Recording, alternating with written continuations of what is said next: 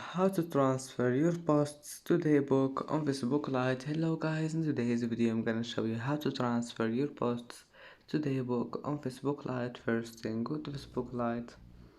Here you will find these three lines in the top corner. Click on it and go down, click settings, and now just click this one here, transfer a copy of your information, and then just click next, and here you will find Daybook.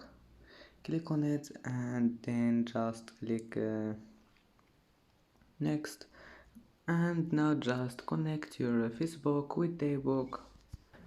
And that's it for today's video. If you like this video, please don't forget like and don't forget subscribe, and thank you for watching this video until the end, and see you in the next video.